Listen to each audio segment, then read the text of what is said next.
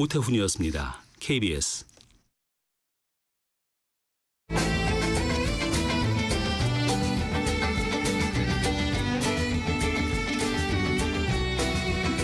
오늘을 함께하며 여러분의 내일을 응원합니다. 성공예감 이대호입니다.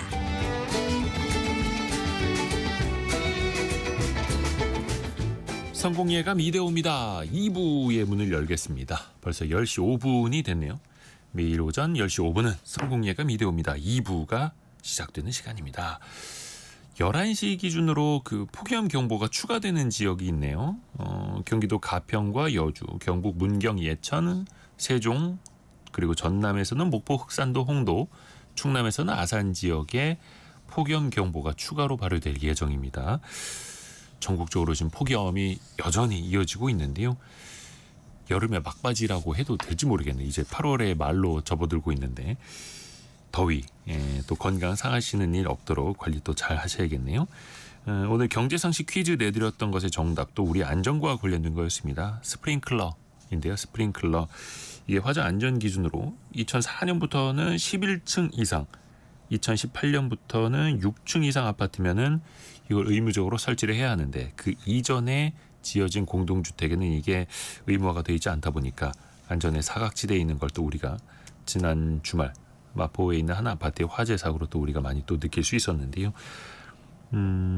하정숙님 정답 스프링클러입니다. 외출 시에 가스를 잠갔나 두세 번 확인해요. 건망증 때문에 걱정이에요 라고 보내주셨는데요.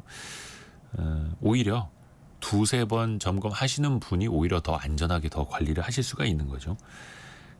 그리고 9141 쓰시는 분께서는 위험한 화재 순간에 시원하게 작동될 수 있도록 평소에 관리가 중요한 것 같아요 라고 의견 주셨고요.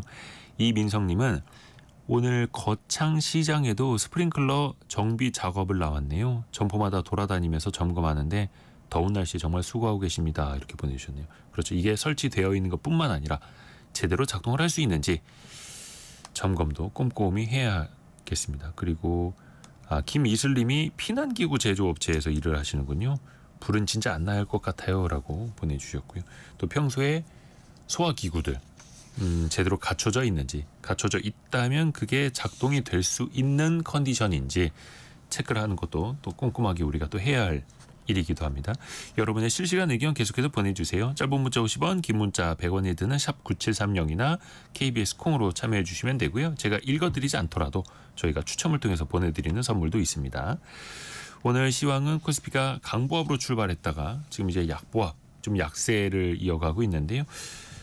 이 시각 현재 0.12% 내린 3173.4, 코스닥은 0.2% 내린 796.3을 나타내고 있습니다. 해외 증시랑 좀 다르게 우리 증시는 좀 약세를 이어가고 있고요. 그게 7월 말 세제 개편안 발표 이후부터 좀 이어지는 흐름이네요.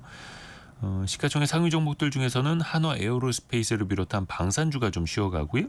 두산 에너빌리티를 비롯해서 원전 관련주가 오늘 좀 급락하고 있네요. 두산 에너빌리티는 4% 빠지고 있습니다. 체코와의 원전 수주 과정에서 웨스팅하우스 미국 업체와 좀 불공정한 계약을 맺은 것 아니냐라는 보도가 나오면서 이게 또 시장에 영향을 미치고 있네요. 한국전력도 3% 하락하고 있고요. 코스닥 내에서는 알테오젠이 2%, 펩트론이 4%, 일부 바이오주가 좀 오늘은 하락을 하고 있는 흐름입니다. 원달러 환율은 1388원, 나타내고 있습니다. 또 국제 외교도 정말 중요하죠. 특히 이번 주 후반 또 다음 주 초반 정말 중요한 이벤트가 있습니다. 이재명 대통령이 이번 주말에 일본의 이시바 총리와 만나고요. 25일에는 미국 트럼프 대통령을 만납니다. 24, 25, 26일 이렇게 미국 일정이 정해져 있죠.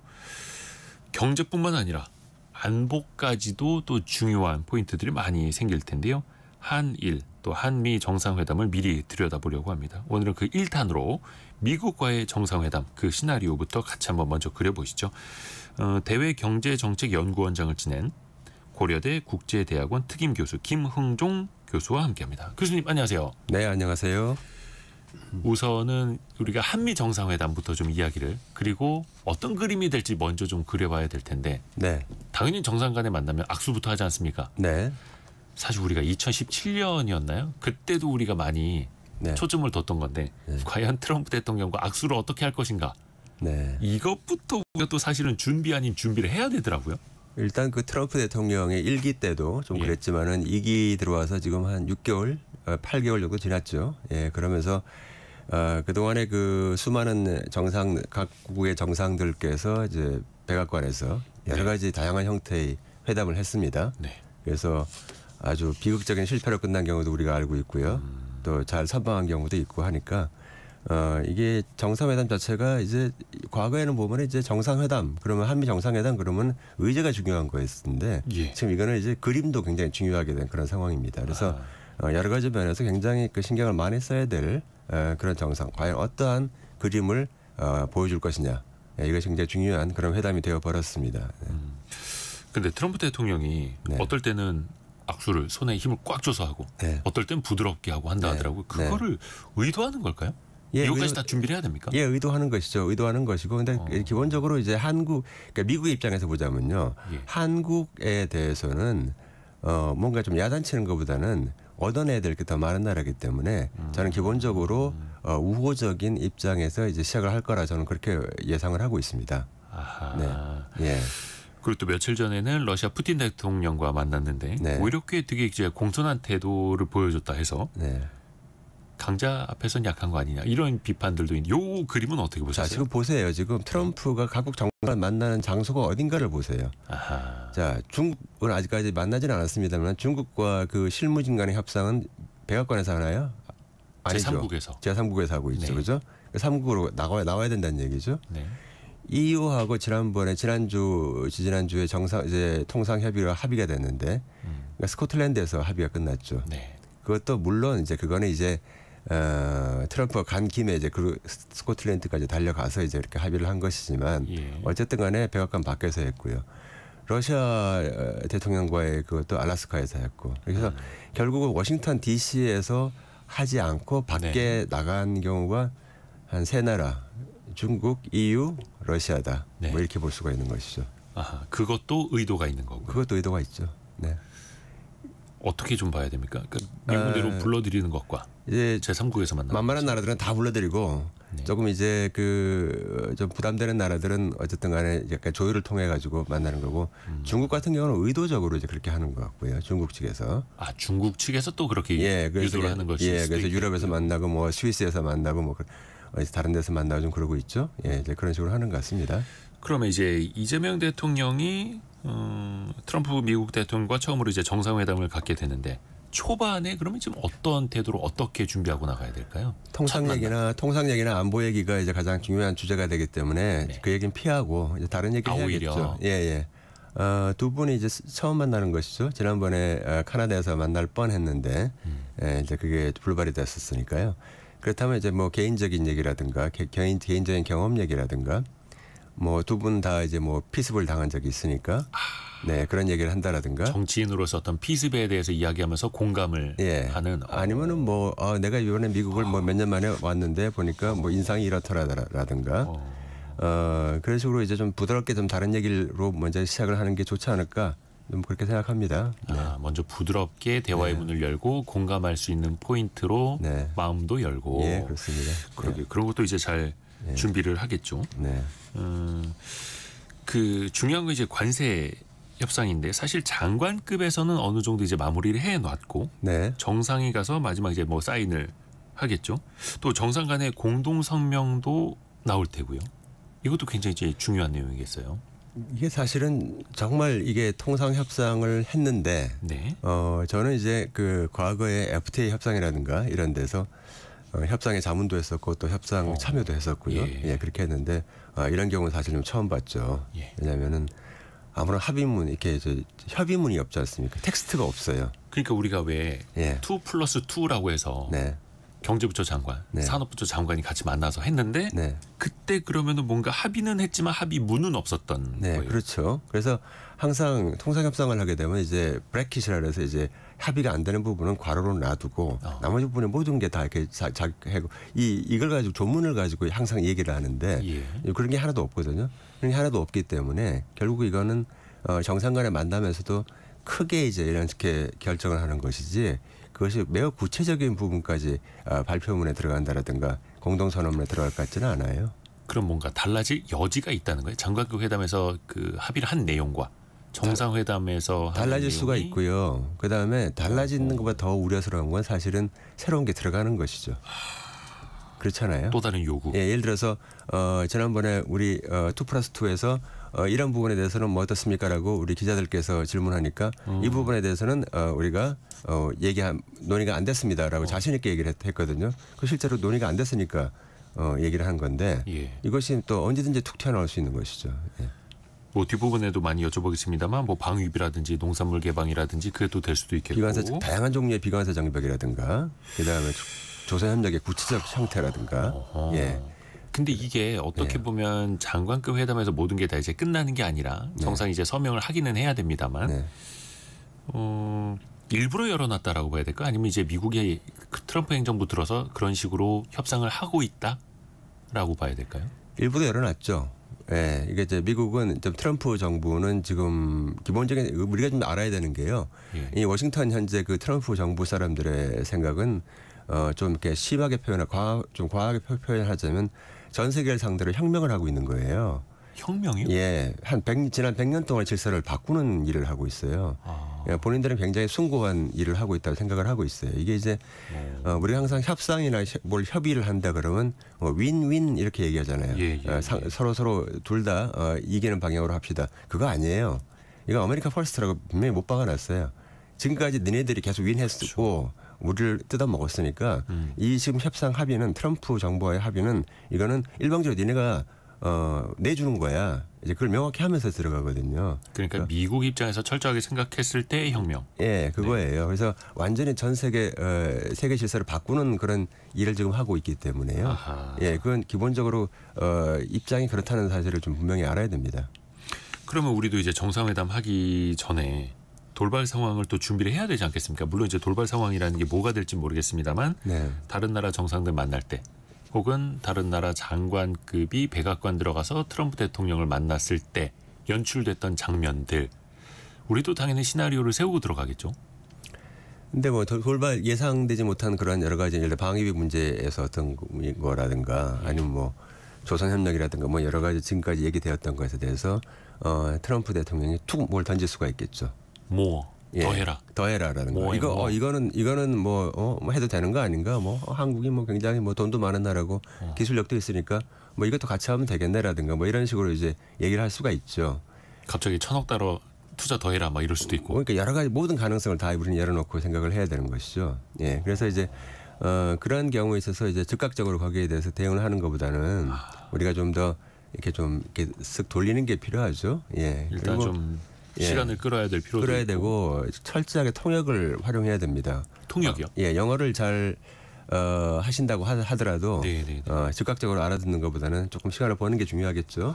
네, 그게 이제 영어를 안 쓰는 나라들의 그 장점입니다. 네, 이해는 하고 나서 그다음에 통역하는 동안 시간을 버는 것이죠.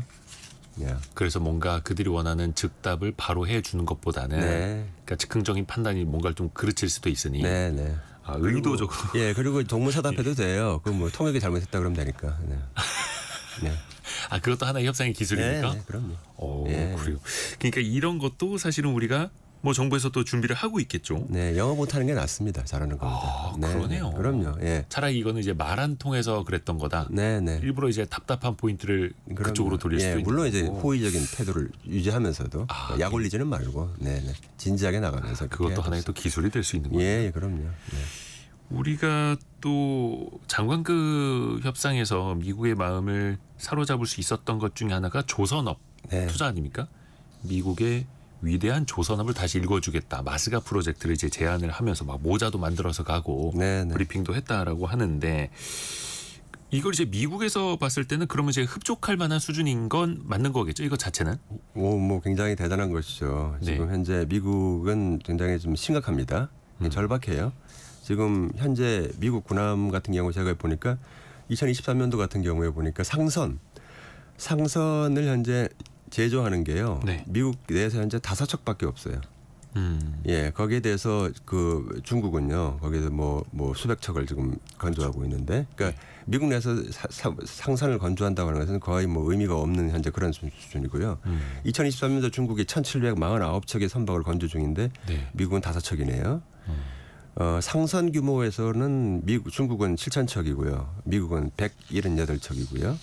그리고 해군, 군함. 예. 군함 관련해서도 일단 양적으로 봐서는 일단 역전이 됐습니다. 그러니까 톤수로 보면 미국이 압도적으로 많지만 압도적으로 많은 건 척수로 보면은 아니에요. 압도적으로 많지도 않아요. 압도적도 아닌가요? 압도적인 건 아니고 항공모함에서 우세하죠. 예. 미국이 항공모함에서 우세하지만 지금 빠르게 지금 이게 올라가고 있고요. 척수로 보면 이제 또 중국이 많은 거예요. 예, 척수로 많이 줄고 그래서 그리고 이것이 앞으로 한 몇 년 사이에 지금도 이미 역전이 됐는데 완전히 이제 역전이 될 수도 있고 더 문제는 좀 뭐 수선 MRO라고 하죠. 네. 예, 그 부분이 좀 제대로 잘 안 되고 있기 때문에 유지 보수 뭐 예, 유지 보수가요. 그래서 현재 한 그 공격 잠수함 중에서 예를 들어 49척 중에서 18척이 운용 불가다. 그러니까 37%가 불량이다. 서 있다. 예, 그러니까 해군의 예상치가 한 20-30%인데 그거보다 더 높아지고. 그러니까 지금 이게 제대로 좀 안 되고 유지가 안 되고 있기 때문에 굉장히 심각한 상황입니다. 그러면 미국의 그 서태평양 함대가 굉장히 네. 크죠. 예, 큰데 여기서 이제 그 기본적인 유지가 현재 안 되고 있는 상황이다. 기술력은 더 뛰어나나 지금 그것이 앞으로 10년 내에 이대로 나가면 완전히 역전이 되는 것이죠. 예. 그래서 우리의 조선업 기술 그리고 이 힘이 필요한 미국인 거고요. 네. 이것도 그러면은 구체적으로 사실 조선 분야에서는 1,500억 달러를 투자한다라고 하는데 이 돈만 하더라도 거의 200조 원에 이르는 돈입니다. 엄청나죠. 네. 물론 이제 이게 구체적으로 어떻게 투자하는지는 아직은 정해지진 않았습니다만 예. 또 이게 미국 땅에다가 조선소를 더 확장한다라든지 이런 쪽으로는 트럼프 행정부는 또 희망을 할 거 아니에요. 그렇게 하는데 이제 그 뭐 여러 가지 존스 법이라든가 뭐 이런 여러 가지 법을 가지고 얘기를 하고 있는데 지금 미국 내에서 그 평가가 뭐냐면 그러한 법 때문에 미국의 조선업이 망했다라고 이제 그렇게 과도한 보호 때문에 오히려 예. 미국 내에서 하는 배는 미국 예. 내에서 지어야 된다 막 이런 것 때문에. 그것 때문에 이제 미국 조선업이 망했다. 이런 평가가 많이 다수고요. 그다음에 지금 현재 그 MRO 자체가 미국 내에서만 되고 있는 것도 아니에요. 일본에서도 되고 있고 호주에서도 일부 되고 있습니다. 그러니까 그거는 우리가 협상에 따라서 충분히 조정할 수 있는 문제이기 때문에 미국에서의 어떤 조선 능력을 확대하는 것 플러스 한국 내에서 어떤 지역을 갖다가 하나의 특화된 지역으로 만들어서 안보 보안 문제가 철저하게 다 해소가 될 수 있도록 하면서 그쪽에 더 큰 우리 한국 내에서도 그걸 만들어도 됩니다. 네. 그 포함해서 그 투자까지 포함해서 이제 1,500억 달러죠. 울산 등지에서 미국의 군수 지원함, 예. 보급함 정도는 우리가 수리 정비를 하고 있다고 하는데 네. 구축함 같은 전투함은 이게 뭐 미국의 법적으로도 외국에서 MRO가 안 된다 하더라고요. 예, 안 되고 있죠 현재. 예, 안 되고 있는데 그 부분도 협상을 우리는 할 수는 있죠. 예, 협상할 수는 있고요. 그래서 이게 군함이라고 하는 것은 이제 배를 만든 다음에 거기다가 무슨 전투기나 뭐 이런 거 대포나 이런 걸 싣는 게 아니기 때문에 배를 만들 때부터 자체는 달라지거든요. 네. 네, 그러다 보니까 우리의 조선 능력과 미국의 어떤 그런 전투 기술 를 합친다고 한다는 것은 결국은 양쪽으로 서로 네. 기술 서로 이전이 될 수밖에 없는 그런 상황이다. 그렇게 볼 수 있습니다. 그러게요. 그러니까 사실 정상회담 때는 큰 틀에 합의를 하고 그리고 디테일하게 실무단에서 이걸 이제 어떻게 투자하자, 어떻게 풀어가자라고 하는 건데 네. 아직 좀 빈틈이라고 표현을 해야 될까요? 좀 디테일한 건 이제 확정된 게 아닌 게 많아가지고 서로 말이 다르죠. 예를 들어서 네. 2천억 달러의 뭐 반도체, 배터리, 자동차, 바이오 투자도 이 엄청난 금액을 어떻게 할 건지는 아직도 그림이 없지 않습니까? 없죠. 예, 그 미래 첨단 산업에 투자하자 이제 그런 얘기입니다. 그러다 보니까 방금 교수님이 말씀해 주신 것처럼 말이 다를 수밖에 없어요. 예를 들어서 대미 투자로 발생한 수익의 90%는 미국에 남는 거다라고 미국 측은 상무부 장관이 표현을 했다가 예. 근데 우리는 이게 또 이제 재투자 개념이라고 보면 된다 뭐 이런 식으로 네, 해석하는 게 약간씩은 다른데요. 네.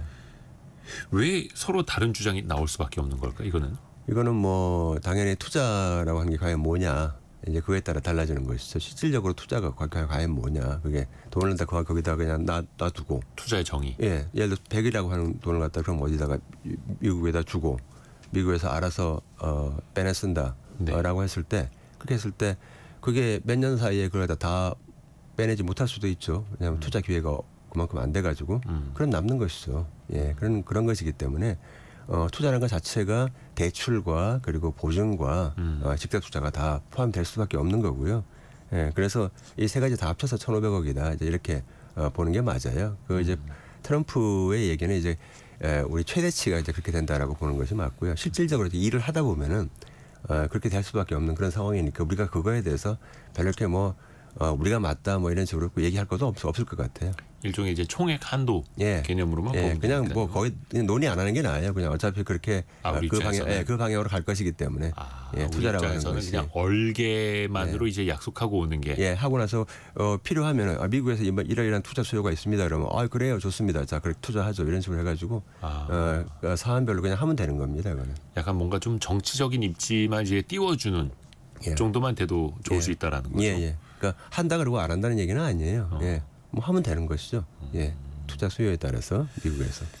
그리고 또 트럼프 행정부가 알래스카 LNG 프로젝트에 우리나라가 또 참여하길 바라고 있지 않습니까? 네. 그 장관급 회담에서는 좀 이것도 구체적으로 이야기는 나오지는 않았습니다만 한미 정상회담에도 이것도 의제가 올라갈 가능성이 높겠죠. 이거는 이제 뭐 일본하고 먼저 협의를 하니까요. 네. 지금 이제 미국 가기 전에 일본을 먼저 이제 가시지 않습니까?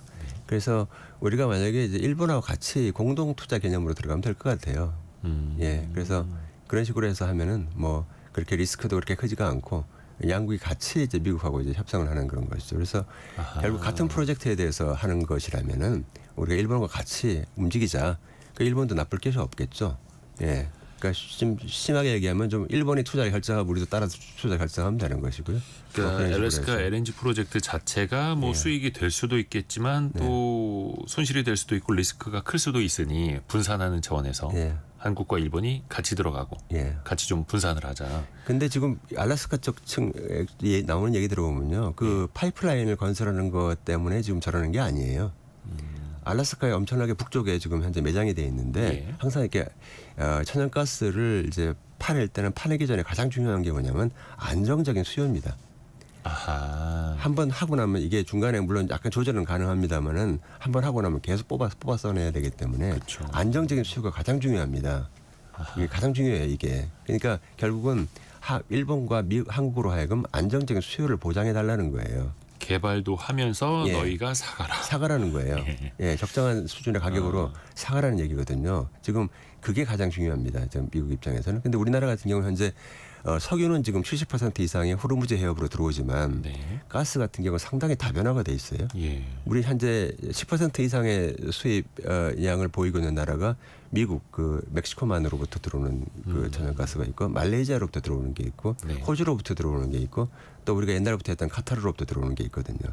이게 굉장히 다양화되어 있는 상황에서 이제 알래스카 쪽과도 이제 거기에 좀 더 집어넣어 가지고 몇십 프로 되게 보장을 해달라는 것이죠.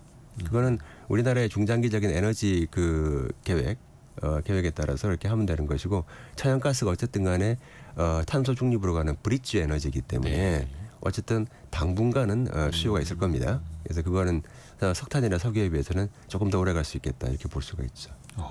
어차피 우리가 수요가 있고 이쪽으로 좀 다변화를 할 여지가 있다라면은 이걸 또 들어줄 필요성도 어느 정도 또 있는 거고요. 그러면 이거에 대해서도 이재명 대통령이 지금 한미 정상회담 앞서서 한일 정상회담 먼저 하는 거잖아요. 이거에 대해서 그러면 좀 같이 이 표현이 어떨지 모르겠지만 말을 맞추고 같이 협의를 해야 됩니다. 그러니까 알래스카 문제도 협의를 해야 되고요. 그러니까 이제 한일 간의 문제도 당연히 얘기를 해야 되고 한일 간의 문제뿐만 아니라 한미일 공조 어떻게 할 것이냐 이걸 얘기하는데 한미일 공조가 이제 한미일 안보 문제가 있고요. 동북 안보 문제, 안보의 협력이 문제가 있고 또 이렇게 트럼프에 대한 어떤 경제 통상 관련된 협력도 있습니다. 그래서 양국이 지금 절실히 필요로 하고 있어요, 서로. 통상 협력에 대해서는 우리도 그렇게 생각하고 있고 일본도 마찬가지입니다. 그래서 먼저 만나서 조율하는 건 대단히 의미가 있다 이렇게 볼 수가 있습니다. 그러게요. 어떻게 보면 이게 참 한미일 공조라는 이야기를 우리가 참 많이 합니다만 어떻게 보면 이제 트럼프 행정부의 압박 앞에서 한일이 먼저 좀 힘을 모으고 어떻게 보면 이제 전략 회의를 좀 같이 하는 셈일 수도 있겠고요. 이게 또 반드시 또 필요하다라는 거죠. 그리고 항상 정상회담에 빠지지 않는 게 그룹 회장단, 기업인들이 동행을 합니다. 이번에도 빠지질 않고 근데 다만 지난 정권보다는 좀 규모가 작아진다는 평가도 있어요. 이건 네. 어떤 의미일까요? 아니 뭐 지금 뭐 7월 말에 다들 갔다 오셨잖아요. 각자 아니면 뭐 이런 식으로. 뭐 같이 갔죠. 다 갔죠. 가서 거기서 다 만났죠. 각자 갔지만. 그러니까 이미 장관급 회담 할 때 이미 다 했어. 이미 다 했고요. 그리고 사실 우리가 보면은 워싱턴에서 보면요. 예. 우리나라 재벌 총수들이 가서 만나자 그러면 다 만나줘요. 우리나라 정부에서 가서 고위급이 가서 만나자 그러면 안 만나줘도요. 그게 돈이 걸려 있는 문제이기 때문에 예. 다 만나줍니다. 그러니까 뭐좀 에피소드를 얘기하자면요. 우리나라 재벌 총수가 가서 자기가 묵고 있는 호텔에서 아침 브렉퍼스트 아침 식사합시다. 네. 그러면 저기 어디 멀리 있는 지역구 상원의원, 하의원들이 다 달려와서 만나요. 그렇거든요. 왜냐하면 그게 돈이 걸려 있고 일자리가 걸려 있기 때문에 그렇습니다. 역시 돈의 힘. 네, 돈의 힘입니다. 그러니까 그런 게 있고요. 그래서 이미 7월 말에 통상협의, 그러니까 7월 중순에 대통령께서 그 재벌 총수들을 다 만나셨잖아요. 네. 예, 그러면서 아마 논의가 됐던 것 같고 7월 말에 다들 이제 가셔가지고 여러 가지 그 통상협의가 잘 될 수 있도록 이렇게 많은 지원을 했었죠. 예. 그러게요. 그러니까 제가 얘기 듣기로는 우리나라 그 장관급이 해외에 나가도 이제 방금 이제 워싱턴 이야기를 해주셨는데 네. 뉴욕에서도 마찬가지래요. 네. 기획재정부 장관 가도 이제 별로 이제 그냥 심드렁한데 네. 우리나라 투자공사 있지 않습니까? 네. KIC 당연히 큰 이런 소리죠. 데에서 엄청나요. 전화 한 통화 넣어주면 바로 네, 네. 달려 나온다고. 네. 역시 미국이라서 그런가 돈의 힘이 강력하네요. 그 이제 우리나라 기재부 장관이 만약에 뉴욕을 가게 되면은 이제 일단 거기 인베스터 IB 사람들이 많이 오죠. 예. 오는데 이제 야단치러 오는 거예요. 우리가 니네 나라 투자하고 싶은데 니네 이러이러한 규제가 있으니까 이거 풀어. 왜 이제 사실 그 입장 때문에 오는 거예요. 자기는 그것 불만 때문에. 얘기하려고. 불만 얘기하려고. 예, 그러려고 오는 겁니다. 냉정하네요. 예, 그러니까 상당히 이게 이제 다르죠. 예, 거기 뭐 KIC라든가 아니면 국민연금 관계자가 가는 거하고는 다르죠. 예, 오히려 여기 그쪽이 투자해달라. 더 힘이 세고. 예. 이제 이분들이 가면 투자해달라. 우리 상품 좀 사달라. 우리 금융상품 이런 게 있어요. 그러니까 KIC나 국민연금에서 이거 좀 관심 좀 가져주세요. 이런 것이죠. 네. 그래서 어떻게 보면 우리도 정상회담도 마찬가지고 관세 협상 과정에서 기업의 힘, 자본의 힘을 예. 또 같이 써야 하는 거고. 그럼요. 같이 이건 뭐 다 같이 해야 되는 것이죠. 예. 혹시 트럼프 대통령이 항상 모어에 모어 더 이런 걸 요구해가지고 네. 기업인들도 좀 부담이 있지 않을까? 일단은 내놓을 수 있는 카드는 다 내놓은 것 그럼요. 같아가지고요. 예. 앞으로 이제 어떻게 이걸 구체화시키느냐에 따라 달라지는 것이고요. 지금 현재 하고 있는 것도 많이 있고 현재 공장을 짓고 있는 것도 많죠. 2022년, 23년에 한국이 대미 투자 1위국이지 않았습니까? 네. 그 약정을 한 게 그렇기 때문에 이제 그것이 현재 구체화되고 있습니다. 예, 그래서 지금 현재 뭐로서는 상당히 의미가 있는 일을 하고 있습니다. 우리가 지금까지 얼마나 미국에 투자를 하고 있다라는 것도 보여줄 필요가 있는 거고요. 미국에 그렇습니다. 짓고 있는 공장에 우리 뭐 기자재나 부품, 뭐 소재도 많이 들어가다 보니까 네. 또 미국이 한국으로부터 수입하는 금액이 또 늘어나는 걸로 보이는데 그런 네. 것도 어떤 측면인지 또 설명을 잘할 필요가 있겠고요. 네. 상호 관세뿐만 아니라 그 품목 관세가 또 따로 붙는 품목들이 정말 많지 않습니까? 네네. 철강, 알루미늄은 50%고 네. 그리고 뭐 기계 부품, 가전제품, 식기, 뭐 공구 또 거기에다가 제약, 반도체는 또 따로 매긴다고 네. 하고요. 아니 이러면 품목 관세를 매기는 품목이 많아질수록 상호 관세의 의미는 또 어떻게 보면 좀 낮아지는 건 아닙니까? 품목 관세로 했던 품목은 어떤 거냐면요. 이게 다릅니다. 품목 관세는 미국이 전략적으로 국내에 제조, 생산을 가지고 오고 싶어 하는 것이에요. 보호하고. 네, 그래서 몇 개 딱 정해져 있습니다. 네. 이게 품목 관세가 계속 더 추가되는 건 아니에요. 그러니까 자기들이 정말 어떠한 희생을 치러서라도 국내에서 생산하고 싶어 하는 것들입니다. 네. 그래서 전략적 상품입니다. 품목은. 그러니까 다른 모든 것이 이제 상호 관세고요. 이제 그런 측면이 있는 것이고요. 그래서 그 품목 관세 몇 가지, 그러니까 철강, 알루미늄 비롯해 가지고요. 그 반도체, 의약품 뭐 이런 것이 거기에 들어가 있는 것이고요. 철강, 알루미늄에서 50%라는 것은 무슨 일이 있더라도 철강과 알루미늄은 국내 생산을 하겠다는 의지의 표현이죠. 예, 밖에서 더 이상 철강 갖고 들어오지 않겠다. 예, 그건 이제 러스트벨트 지역에 대한 강력한 신호다 이렇게 봐야 되는 것이죠. 그 지역과 산업을 보호하고 네네. 다시 제조업을 부흥시키기 위한 카드. 네네. 그러면은 상호 관세 말고 품목 관세는 어느 나라라도 뭐 협상의 여지 자체가 없는 겁니까? 많이 없죠. 많이 없는데 이제 자동차는 가장 플렉서블하게 유연하게 해주고 그렇게 했죠. 자동차도 이제 무조건 국내에 생산해야 된다고 생각을 하고 있는데 현재 그 현실이 그게 굉장히 영향력이 크기 때문에요. 자동차는 관세율을 높이는 것이 굉장히 큰 타격을 줍니다. 그렇죠? 이 가격이 그대로 전가가 되기 가격이 때문에 또 크다 보니까. 예, 전가되니 그러다 보니까 자동차를 가장 유연하게 트럼프 정부가 이제 그렇게 관세율을 조정했죠. 그래서 뭐 15%로 깎아준다라든가 영국 같은 경우 10%로 해준다라든가 그 했던 이유가 뭐냐면 결국은 그렇게 해야 관세를 국내로 전가하는 것이 현재 트럼프 정부는 이거 한 4분의 1 정도를 전가할 거라고 예상을 하고 있어요. 4분의 1이요? 관세가 100이 매겨지면 그중에 25만 가격으로 국내 가격으로 전가할 거라고 예상을 하고 있어요. 지금 완성차 업체들이. 예, 그렇게 하고 있는데 실제로 그렇게 될지는 잘 모르겠습니다만 현재 그렇게 자기들은 예상을 하고 있습니다. 그래서 자동차 가격에 대해서 굉장히 민감해요.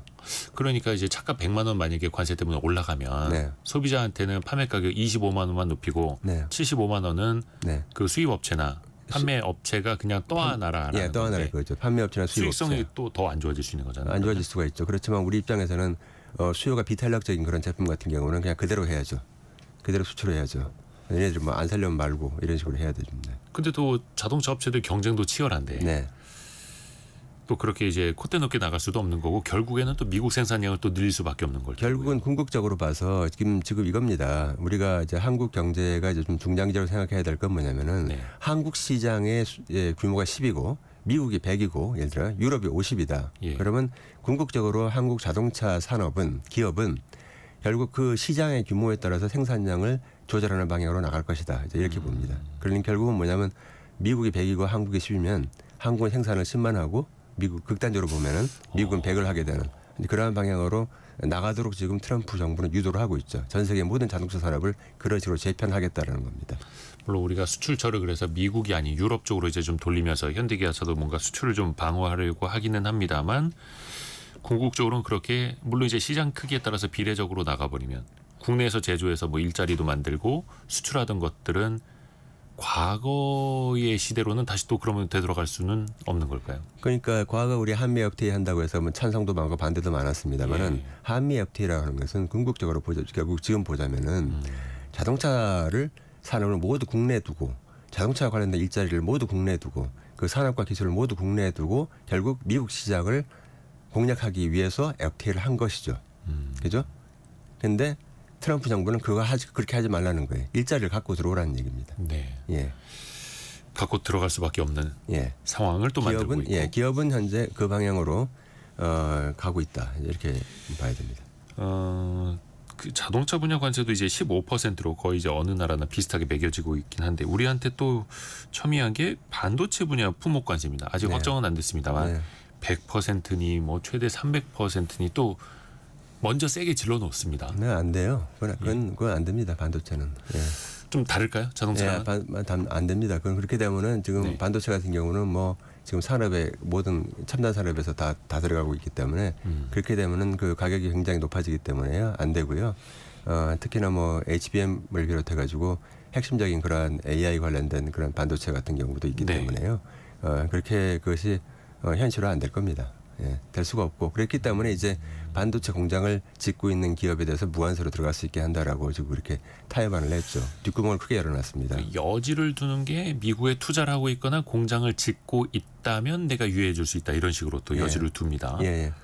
그거는 몇 년 동안에 걸쳐서 미국에 공장을 지어라. 그러면 한국에 생산해서 수출하는 거에 대해서 계속 혜택을 줄게라고 얘기를 하는데 그게 혜택을 안 주게 되면 자기들도 큰일 나는 것이죠. 지금 반도체 가격이 그렇게 올라가 100%가 돼서 2배가 돼버리면은 그건 굉장히 어려워지게 됩니다.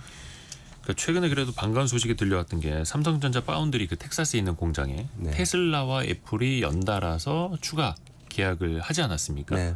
굉장히 이제 장기간에 걸쳐서 물론 테슬라와 애플도 미국 내에서 반도체를 생산해야 본인들에게도 유리하니까 이런 계산을 한 걸로도 보입니다만 이게 시기적으로도 좀 어떻게 좀 이게 보이십니까? 예를 들어서 상호관세 협약이 맺어지는 그 전후로 22조 원 규모의 대규모 테슬라와 이제 삼성전자 파운드리 계약이 있었다라는 것도 계속 노력을 해왔죠. 예, 사실 삼성전자는 그 부분을 내서 계속 노력을 해왔고요. 중국에서 생산되고 있는 그런 모든 반도체는 결국 중국 수요를 이제 다 가는 걸로 이제 그런 방식으로 해서 시장을 분할하는 그런 전략으로 해가지고 그렇게 네. 하는 수밖에 없습니다. 지금 현재. 그리고 사카들이 보이콧 이런 걸 생각해 본다면 결국은 중국에 생산되는 반도체는 다른 나라로 만든 제품은 다른 나라 수출할 수가 없게 돼 있기 때문에 결국은 중국은 중국으로만 따로 이렇게 해야 되는 수밖에 없고요. 그렇다면 미국 시장은 별도로 공략을 해야 되는 것이죠. 그래서 그런 노력의 일환이었다 이렇게 볼 수 있습니다.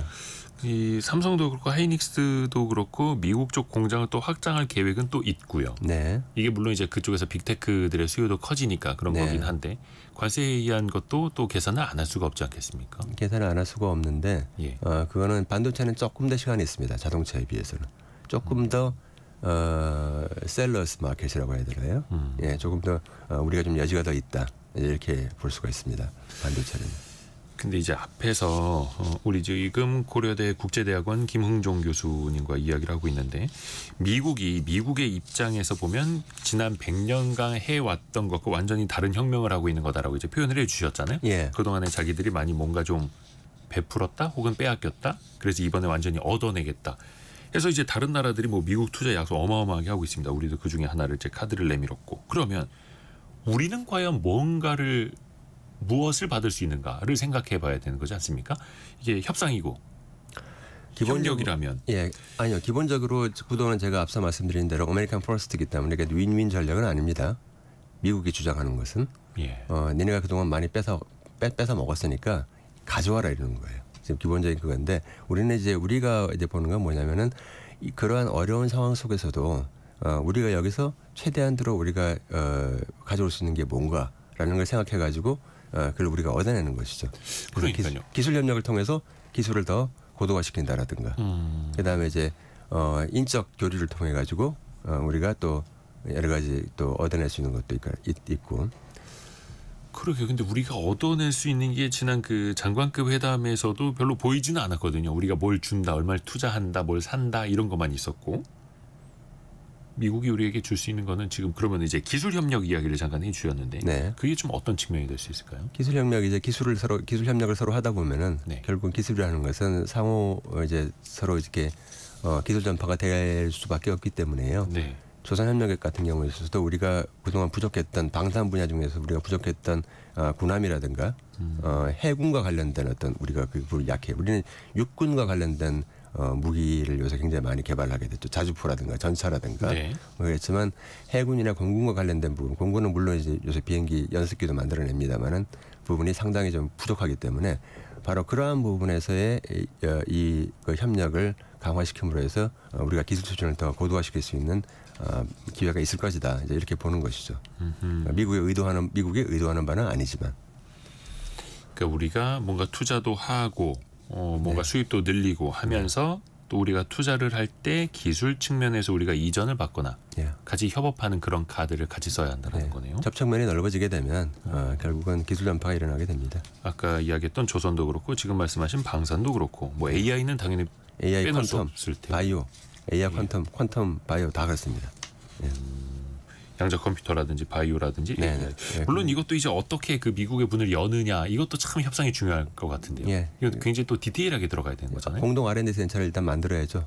공동 R&D 센터 만들면은 한국 사람들이 다 미국으로 갈 것 같지만 네. 미국으로 간 다음에 한국이 필요한 경우에 있어 또 그분들이 또 제일 먼저 들어오기 때문에 우리가 이제 결국은 미국에 가서 한국 사람들이 많이 진출해서 기술 인력으로서 많이 하는 것이 꼭 나쁜 것만은 아닙니다. 서로 왔다 갔다 할 수가 있기 때문에.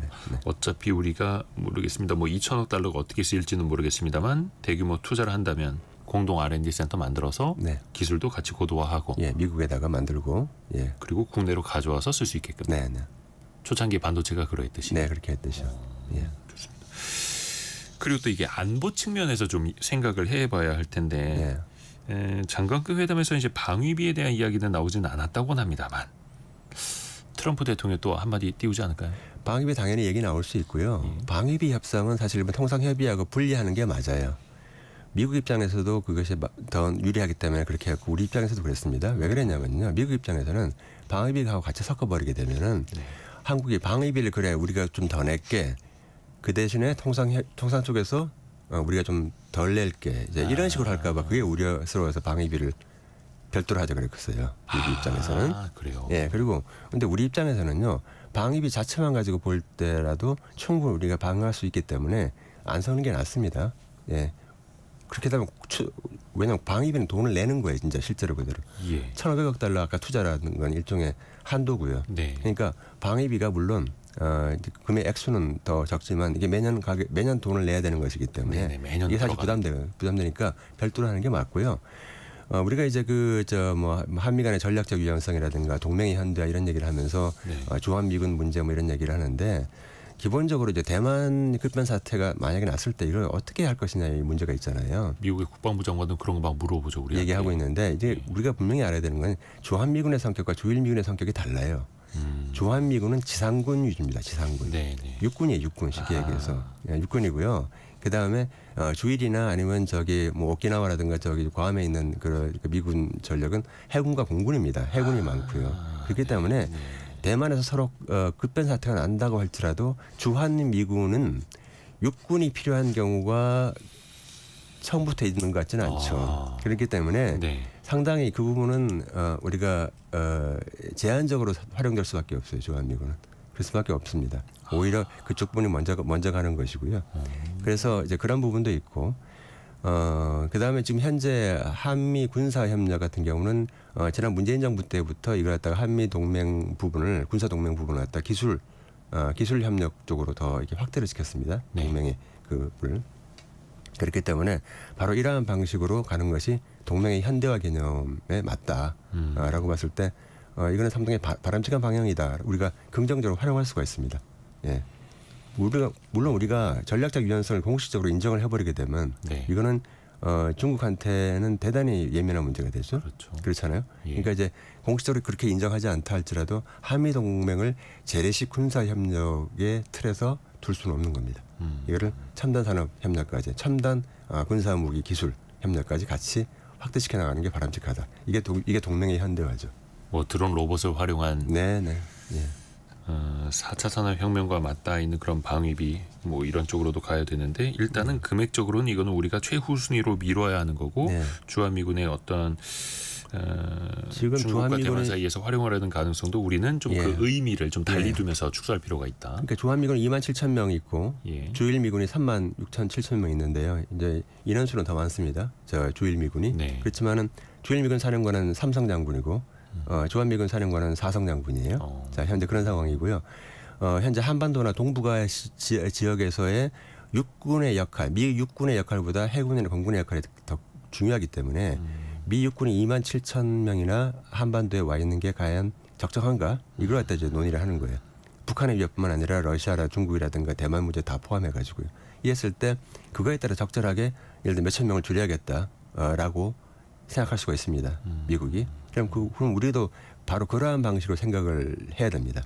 그러면 좋아 4천 명 정도 더 줄여도 돼. 왜? 육군의 쓰임새가 더 줄어들 수가 있기 때문에. 과거와는 또 달라지니까. 달라졌죠, 완전 사실. 그러면 첨단 무기 쪽으로 우리는 보완을 하자. 그렇죠. 그렇게 할 수가 있는 거예요. 그러니까 이 주한 미군이 완전히 없어지는 건 또 굉장히 문제지만은 네. 이렇게 감축에 대해서도 우리가 좀 다르게 생각할 수가 있습니다. 많은 또 지혜를 얻었습니다. 해서 한일 또 한미 정상회담도 잘 지혜롭게 좋은 결과 가져왔으면 좋겠네요. 고려대 국제대학원 김흥종 교수와 이야기 나눴습니다. 고맙습니다. 감사합니다. 라디오 정보센터 다녀옵니다. 비상계엄 사태에 가담 방조한 혐의를 받는 한덕수 전 국무총리가 피의자 신분으로 내란 특검에 다시 소환돼 조사를 받고 있습니다. 특검팀은 오늘 조사 뒤 구속영장 청구 여부를 검토할 방침입니다. 이창용 한국은행 총재가 우리 경제에 대해 하반기에도 내수를 중심으로 회복세를 이어갈 것으로 예상했습니다. 다만 중국 등 주요국과 미국의 무역협상 전개 양상, 내수 회복 속도 등과 관련한 불확실성이 여전히 높은 상황이라고 덧붙였습니다. 일명 노란봉투법, 노동조합법 2, 3조 개정안이 모레 국회 본회의에 상정될 예정인 가운데 재계는 기업을 내쫓고 일자리를 없앨 거라며 1년간 시행 유예를 호소했습니다. 노동계는 이에 대해 근거 없는 공포 조장이라며 흔들림 없는 개정안 통과를 촉구했습니다. 지금까지 라디오 정보센터 뉴스 정한나였습니다. 애프터 서비스 유혜진 리포터와 함께합니다. 안녕하세요. 네, 안녕하세요. 청취자분들의 질문 들어볼까요? 네, 어제 슬기로운 세무생활 시간에 지방세에 대해 알아봤는데요. 백동현님, 외국인은 주민세를 안 내나요? 하셨습니다. 외국인도요. 우리나라에서 살면 주민세를 내야 한다고 합니다. 예, 외국인도 납세 의무가 있고요. 또 보통 주민세는 8월에 고지서가 네. 발송되지 않습니까? 그 납부 기한 내에 내야 하는 거고요. 외국인들도 이게 아마 7월 1일 기준일 텐데 그 네. 기준으로 살고 있다면 그리고 또 국내에서 특히나 소득 활동을 한다면 네. 주민세도 내야 하는 거고요. 다음 질문은요. 네, 0515님, 국세를 카드로 납부하면 수수료를 추가로 내야 한다는데 왜 납세자에게 수수료까지 부담을 시키나요? 하셨습니다. 카드 결제하면 보통 수수료는 사업자가 내는데 네. 왜 고객이 내야 하나요? 근데 이제 국세를 신용카드로 낼 때에는요. 납세자가 수수료를 부담하도록 되어 있습니다. 네. 왜냐하면 정부가 당연히 내야 하는 세금인데 카드 만약에 할부를 한다거나 네. 그런 편의를 얻는 거는 납세자가 얻는 것 아니냐. 그래서 그 혜택을 얻는 그 수익자가 수수료도 내야 한다. 네. 이런 논리로 이야기를 하고 있더라고요. 그리고 또 이게 현금으로 세금을 납부하는 사람들과의 형평성 문제가 그렇죠. 있을 수도 있고 카드 수수료까지 국가 예산으로 지출하게 되면은 네. 재정에 또 문제가 생길 수 있기 때문에 여러 가지가 고려되는 것 같습니다. 다음 질문은요. 네, 이정옥님, 부부 공동 명의로 주택을 구입하면 취득세 감면을 받을 수 있나요? 하고 질문 주셨는데요. 일단 취득세가 면제되진 않습니다. 취득세는 주택의 취득가액을 기준으로 부과되기 때문에 공동 명의든 단독 명의든 취득세의 차이가 없고요. 다만 생애 최초 주택 구입 시에는 취득세 감면 혜택을 받을 수도 있다고 합니다. 공동 명의여도 된다고 하니까요. 알아보시면 좋을 것 같습니다. 취득세는 똑같이 내야 된다. 네. 그리고 오피스텔 같은 것도 LH에서 입주 공고를 내나요라는 네. 질문이 있네요. 그 LH에서도요. 오피스텔 입주자 모집 공고를 내는 게 있습니다. 주로 매입 임대나 전세 임대 사업의 일환으로 공급되는 것들인데요. 이거는 LH 청약 플러스 사이트나 LH 청약 플러스 애플리케이션으로 들어가 보시면은 오피스텔 임대도 여기에서 살펴보실 수 있다고 합니다. 유혜진 리포터 고맙습니다. 감사합니다. 감사합니다. 성공예감 이대호입니다. 1부, 2부 모두 마칠 시간이고요. 내일도 아침 9시 5분에 또 알찬 소식 많이 들고 돌아오겠습니다. 성공예감은 오늘도 여러분을 응원합니다.